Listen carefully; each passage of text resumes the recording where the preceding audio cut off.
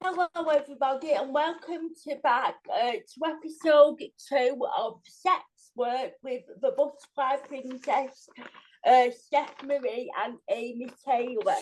Episode 2, we're now looking at cultural attitudes towards the work of sex work and sex workers. We're going to be looking at how different countries throughout the world look towards sex work and how they legalise it and what their perceptions of it is, because obviously throughout different countries in the world, not just in Europe but in the world, they have differing views and opinions and a way to sort of stigmatise it in their country. So obviously, we're going to be starting off with the Netherlands. So obviously, in the Netherlands, sex work is legal. So it is legal, for sex work to take place in the Netherlands. The Dutch often view it as a legitimate form of labour, provided that it's regulated within regulated environments. And obviously, if you've ever been to the Netherlands, especially the red light district, and it's often been portrayed in media, sort of film and TV shows, that you will see sex workers in windows and stuff like that. So, hi Amy, thank you for joining me again for episode 2. So, Netherlands, obviously it is a legal form of labour there, and it's viewed as a legitimate form of labour for people to get paid. But what are sort of the regulations? Because I sort of mentioned that regulations have to be adhered to in the correct environment. Yes, that's correct. It's so nice to be back. Good to see you again. Yeah. And yeah, in the Netherlands, that is correct. They do regulate it, they legalize it, they tax it. They have relatively liberal attitudes toward it. The brothels have licenses, there's registrations, there's medical checks, and those things provide sex workers with access to health services. They don't lose, and then some degree of protection. They can call police for help if things go wrong, unlike in criminalized countries. However, there's a lot of bureaucracy. There's still stigma. Legalization doesn't cure the fact that people judge and hate sex work, even though they love to hire them. And then there are labor abuses. There are some of those, the red light district studios that you talked about that every tourist has seen. There are dirty landlords who demand sex or favors or this or that or payola. And if they don't get that, they jack up the rent or make the woman's life hell who works there. The government there has cracked down on some of those dirty landlords there that run those studios. They do the best they can, but those are labor issues, and there are labor abuses in every industry, in media broadcasting that you do, in every industry. And so at least there they can handle those issues as regular labor issues like any other type of work. The problem some people have is that there are customers who don't enjoy being thought of as work because of their own shame of paying for it. They would still like the escort to work for less or for free, or to not stay in her studio where she can have protection, because essentially a lot of customers have a lot of self shame about being thought of as work. They don't like the idea that they've paid for sex and that the person wouldn't be doing it for free. That is a problem of stigma. And we don't have good ways to deal with that except to change social norms. And that's still not there on that front, but at least they're there on legalization, which provides some safety for the workers. So certainly better than a criminalized country.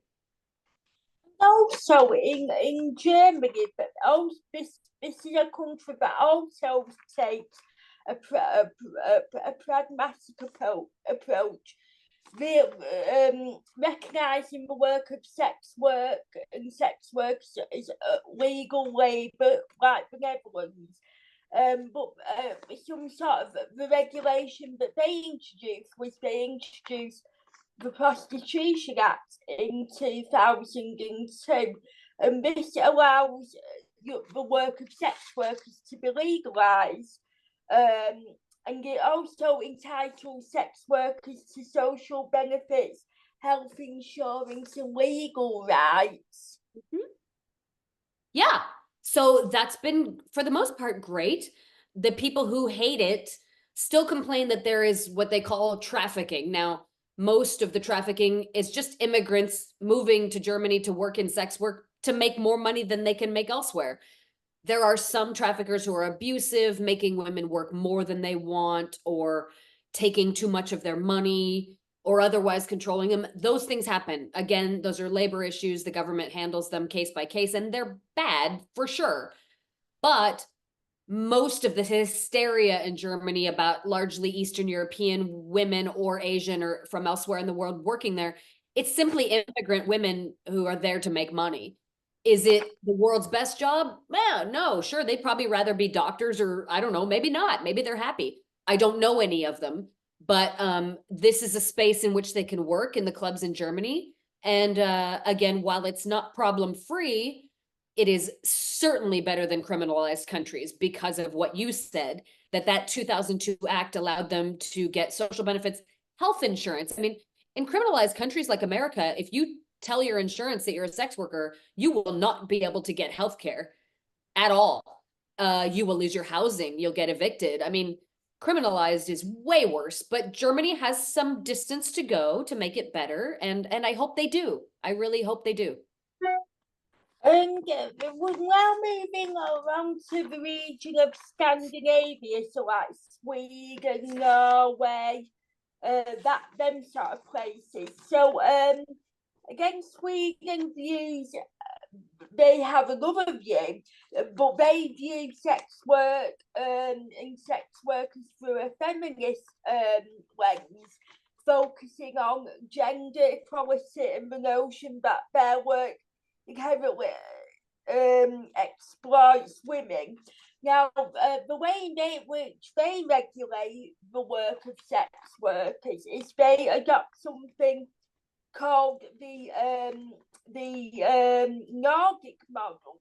Now, this criminalises the purchase of sex work, but not its sale, aiming to reduce demand and trafficking. So, what goes back in terms of like the meat? So I suppose for somebody, a prospective client, you know, it's illegal for them to sort of purchase sex, but it's not legal for the sex worker to sort of sell sex, and this hopes to reduce demand and trafficking. Correct. Your research is correct. Thanks for that. So yes, the Nordic model, which is what effectively the state of Texas in America has sort of done, and I fear is probably the future of my country. I hope I'm wrong. I'd like to be wrong. The Nordic model attempts to reduce demand, thinking that this is demand driven. It's a new version of the Victorian era idea that no woman could be a sex worker happily, that every woman in this is miserable and would rather do something else, and that it's because of evil men, blah, blah, blah. That's a new version of that Victorian idea that women are children, we're weak, we don't know our own minds. They just can't understand that some of us, like men, we don't hate the male sex drive and we like to fuck. I'm sorry.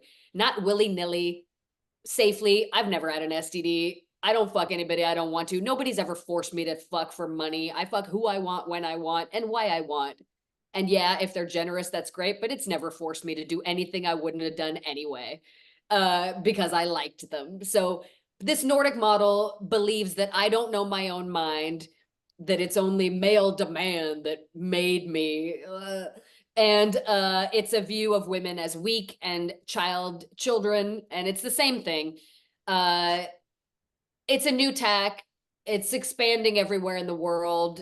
The idea is if they can remove the social norm, if men can be shamed and arrested into like not ever thinking they could or should buy sex, then we will change social norms. Well, it's insane. They think they can outlaw or stigmatize away the male sex drive. You will never write laws stronger than Mother Nature and biology, folks. You never will. And their argument is, well, you know, people would do all kinds of bad things and we make them illegal because don't let perfect be the enemy of good. Okay, fine. But what it's doing when it's implemented is it's when clients are very scared of being arrested, sex workers who are often trying to survive day to day financially, it pushes them into accepting less screening, lower rates, more dangerous working conditions, because the alternative to them is homelessness and no food. And when you're telling them your alternative is homelessness and no food, they'll do a lot to try to buy food and shelter. So all it does is push them into more dangerous working environments. There's no data to show that it has reduced it at all. It's an idiotic tactic, and it's a resurfacing of this Victorian idea that women don't know their own minds and bodies. And also, so following on from that, we're moving on to a fellow Scandinavian country of Norway. And again, this is similar to Sweden. It follows also employs the Nordic model, but it sees the work of sex workers as gender-based violence.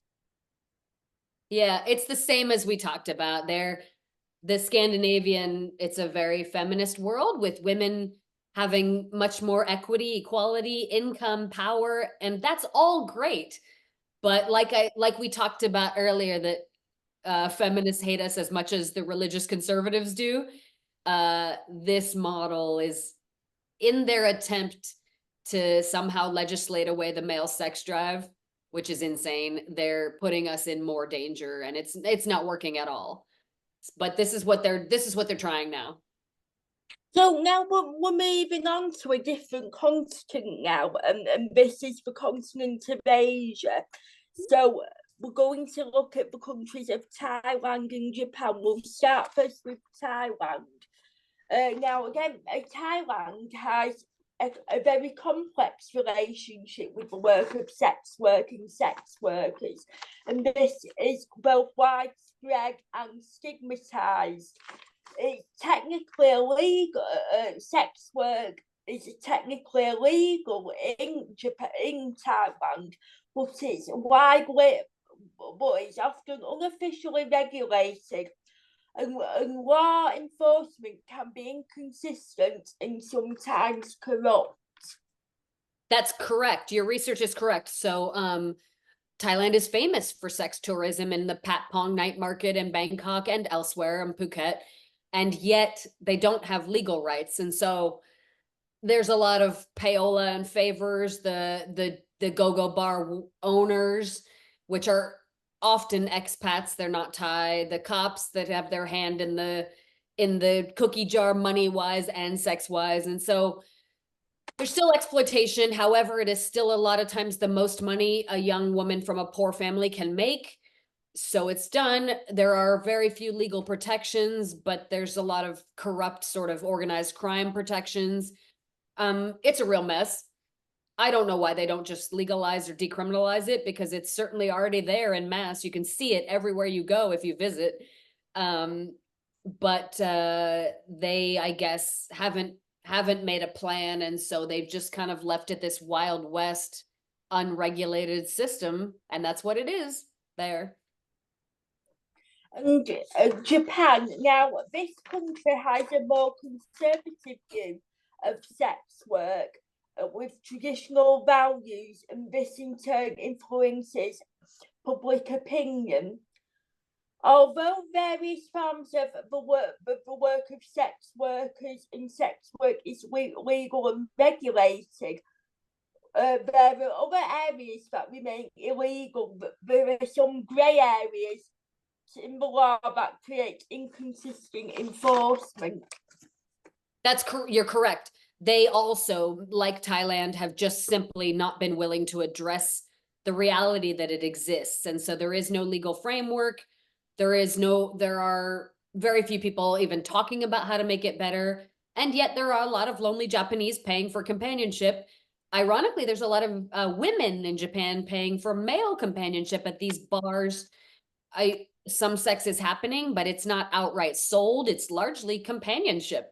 And so there is a vast attention economy and perhaps sexuality on the side informally, but they just have done nothing to go ahead and have an honest conversation about people trading sexual attention for assets as they do there, just like in every city and country on planet Earth.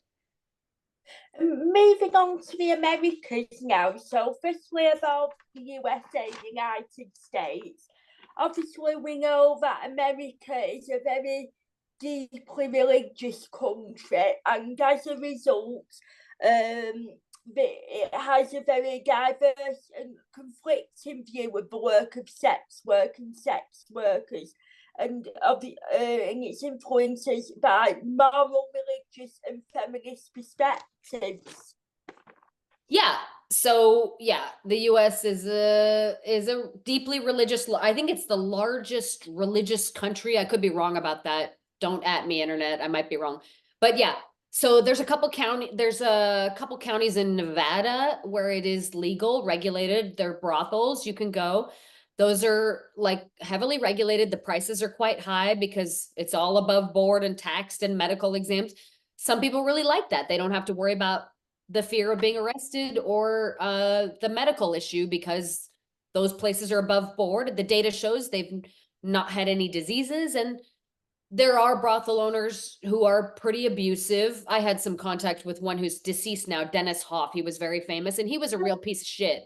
Awful. If he wanted me to work for him, I never did, but he was a monster. And good riddance. I'm glad he's dead.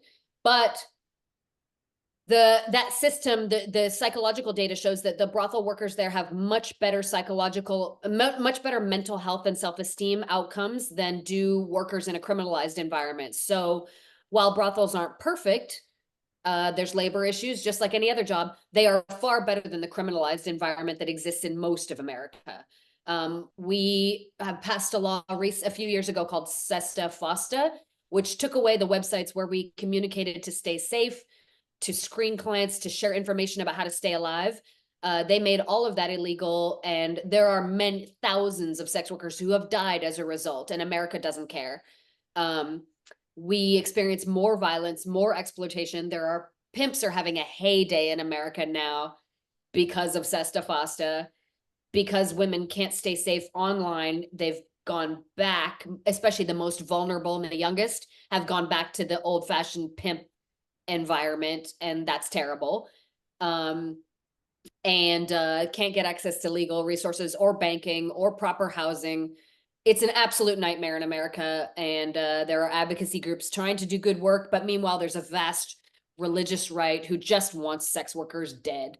And again, that's ironic because most of our clients are right-wing and often very religious, and I guess they want to benefit from our bodies, and then they don't care if we die, which is phenomenal to me, but seems to be the case in America, that Americans would like to use us and then kill us. Super. What about the attitudes of Canada? So,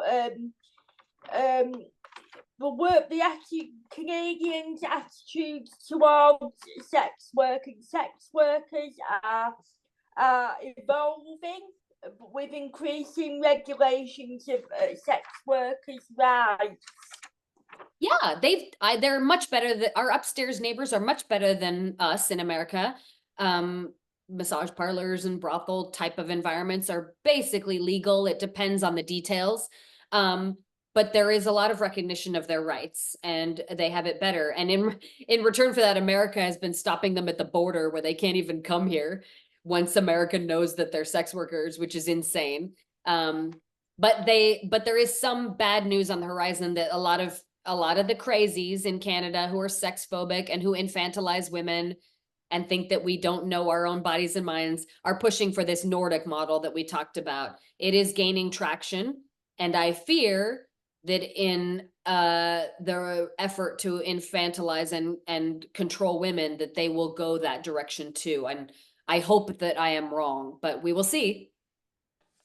But when we're moving on now to the African continent, so there's two countries in Africa that we want to discuss their attitudes, and that is the country of South Africa and the country of Nigeria. Starting off with South Africa, this country is always grappling with significant stigma against the work of sex workers, and this is influenced by conservative religious views. You're correct. South Africa, like all places, there's sex phobia driven by religious and conservatism and sexism, has made sex work worse and more dangerous. The HIV rates are higher. Their refusal to admit that people like to have sex and that we could reduce harm and do it more safely has made sex work in South Africa a real problem. There are, again, advocacy groups. I've done a show with one who are trying to push for decrim and other protections, but they haven't made a lot of headway. Sex workers face harsh punishment in South Africa. Sadly. What about the fellow African country of Nigeria? Obviously, this holds conservative views on the work of sex workers, but again, like South Africa, this is influenced by religious and cultural norms. Correct. It's the same. You are correct that because of conservatism, they are anti-sex work. Enforcement is very harsh against sex workers. So the Nigerians that I know are simply all sugar babies, finessing men dressed up in a more casual way that's less formal. It's the same thing. It's companionship.